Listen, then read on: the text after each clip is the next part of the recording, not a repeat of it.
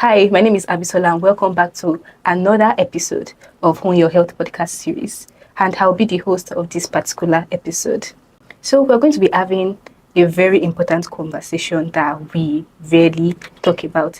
It's about the role parents play in sexual health and reproductive health. As we all know, sexual health topics are usually like shied away from, especially in this kind of country. It's not an easy conversation, but it's very necessary. So here with me, we have an amazing person with me on set. So please welcome.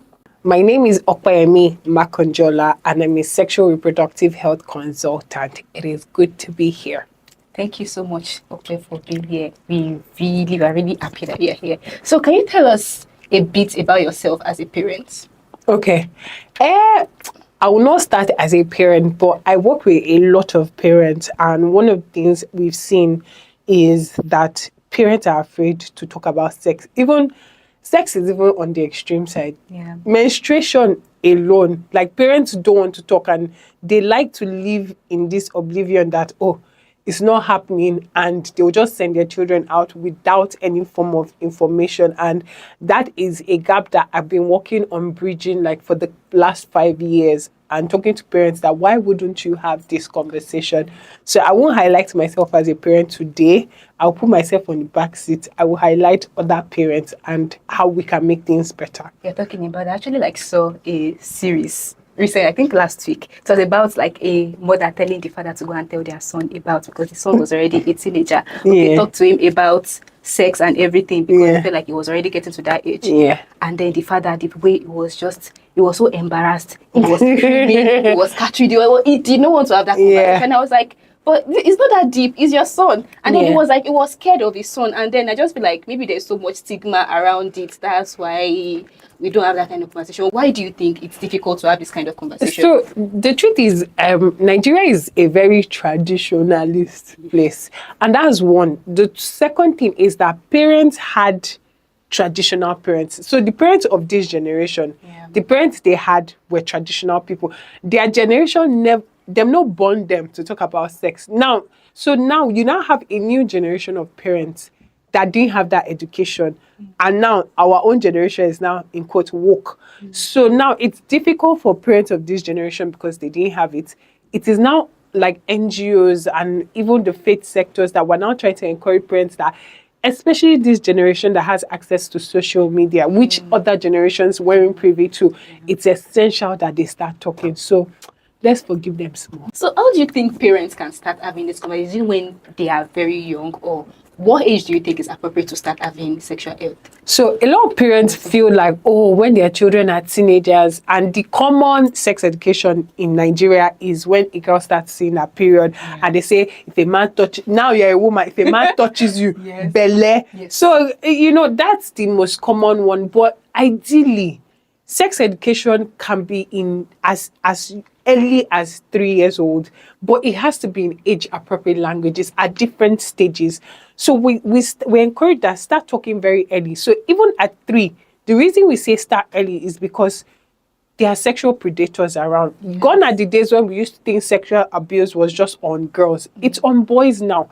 So if you tell a 3-year-old, your body is private, there are private parts of your body. If anybody touches you in your private part, report to mommy. You can save that child's life, because a predator can come, and because the child is aware, that child can come and report. So that's why we say start early. Then as they're going, at every stage, you're seeing the child's understanding. You can keep adjusting. You don't even say the word sex until they're like about 10 and start saying, so it's in different stages, but also be observant. You can tell a girl child, don't sit on any man's lap. Even your uncle's lap, don't sit on. Nobody should touch you. Nobody should bath you except mommy and daddy. Things like that can really help them understand. Yeah. Okay. I was also having a conversation with my friend and colleague, I think yesterday or so, and we AC made a post about a girl that was sexually harassed as a 5 and 6 years old. She was 5/6 years old, and then it made me think that if her parents had actually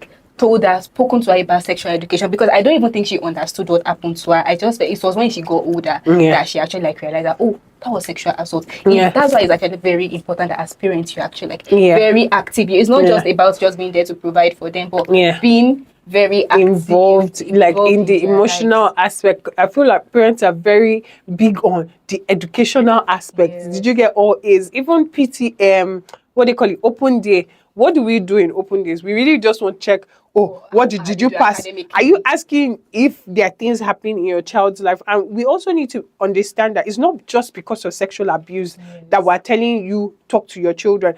Also to guide them on that path, because there's a lot of silence. A lot of young people are getting involved in casual sex. They are having sexually transmitted diseases because there was really no guidance. And different parents have different backgrounds. As a parent, can be like, oh, we're a strict family, we're a Christian family, no sex before marriage, and explain why. So that your child understands that, oh, it's because of Why? XYZ, and then your child will not be left to make that decision. So I've seen different parents with different backgrounds. I've seen some parents say that, see, I'm a free mom. Like, do what you want. I'll buy condoms for my children. Whatever you want to choose, make sure you educate them and make sure that you use your own family system, because your family system is different from another family system. So use your own. And that's why, in as much as we push for comprehensive sexuality education in schools, parents still have a huge role to play, because you know your system, you know your faith, you know your religion, you know your culture, and it can now help you shape that conversation that is specific to your child. You could know your child too, because other people, even in schools, if they are teaching on sex education in school, those people don't know their children, unlike the way you do. know So, So, like you said, like, there are different parental upbringing. So, for you, while growing up, how did your parents have that conversation so with you? the interesting thing is, my parents actually influenced my decision. My parents had the no sex till marriage policy, and they were very serious about it.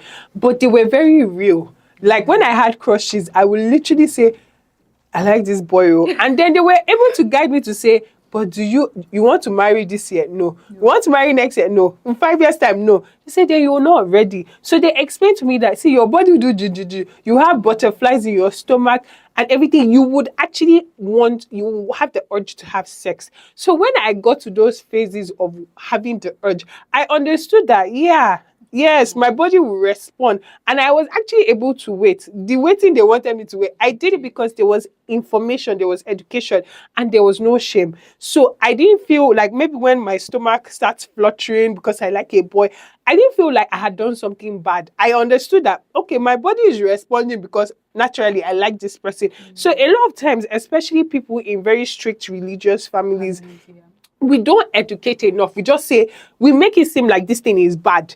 If no sex till marriage is your family's, there's nothing wrong with that. It is how you educate that this thing is good, though, because a lot of people, even later on, they see sex as a bad thing. No, it's good, but our own family were teaching you there's a time frame for it. Yeah, if it's wait till marriage, or when you get married, do, if you like, hang your leg from one pole to the other pole and knock the whole house. Your own. So we really need to be careful on how we guide, on how we, and let's create like our homes to be safe spaces. Let them be able to ask questions. Even now, with homosexuality being something that is almost becoming mainstream, like, can your sons come home and ask you, what is this thing, without you fainting and resurrecting and fainting again? Like, can you really educate your children? And also, parents, are you getting to know things that are happening in society regarding sex?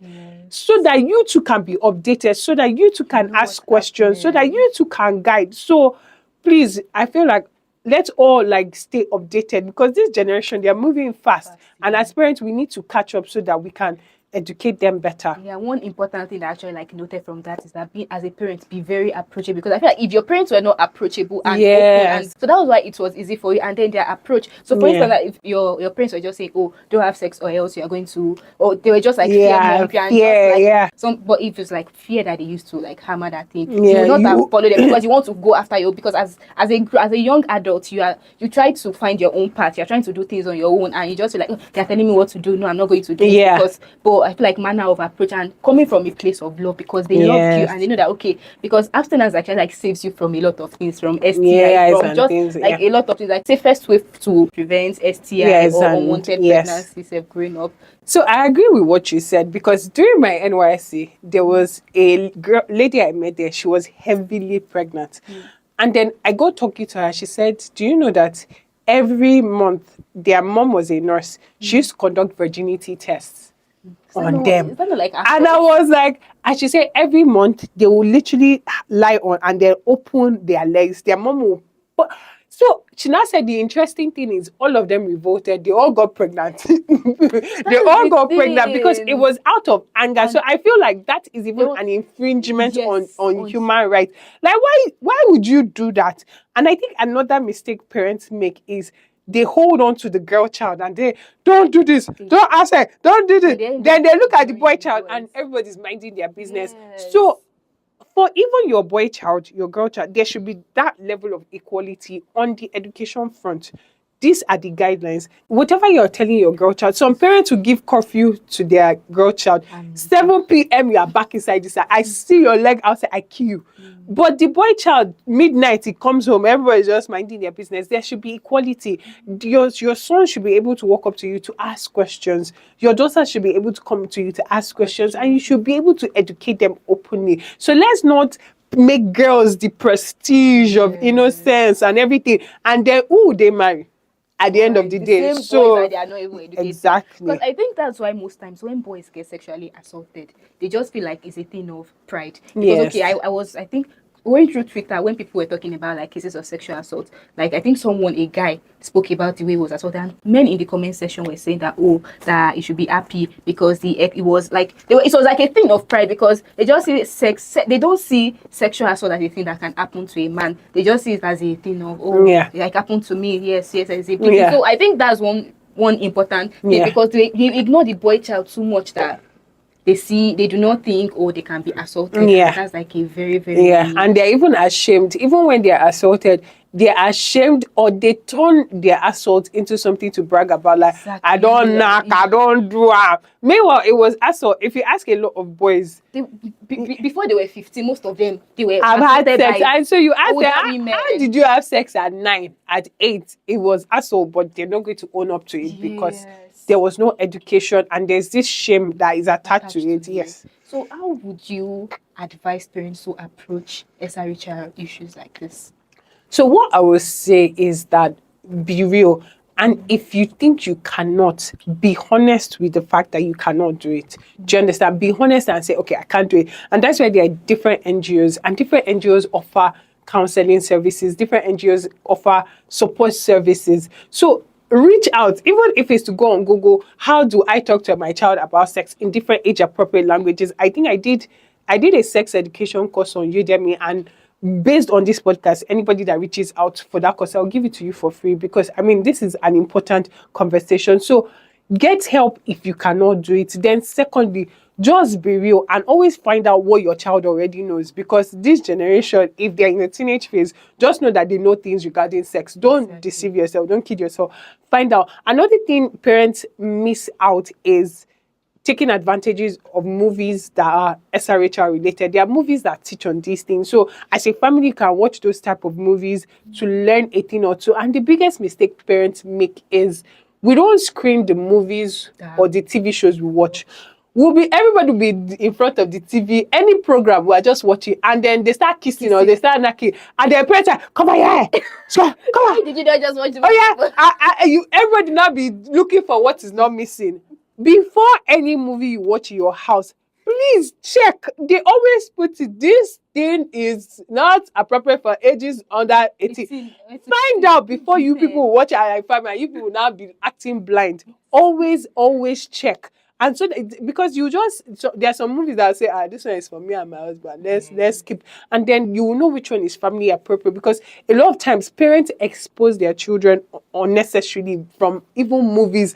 That movie you watch, especially now that we have the internet, your child will go back and say, I'll go and watch it by myself privately. So please, let's not do things like that. And yes, seek help. Another thing parents don't understand about sexual health is your body parts are a part of sexual health. It's not just the act of knacking, sex. There are other parts. Hygiene is such a huge part of it. Children are having body odor kakiri. Like, you're not teaching them, wash your armpits. You just leave them, go and bath. And in 2 seconds, they reappear to you and you're like, well done, you were very fast. Tell them about deodorant use. when a girl is getting to, you are seeing her nipples coming out, buy bra top, educate that yes, your body is changing, you're becoming a woman. Yes, when you start seeing your period, this is how to take care of your period. This is how long you should wear your pads. You shouldn't wear your pad for over 4 hours. Dispose your pad properly, camouflage your pad when you are throwing it out. Bath like twice a day when you're on your period.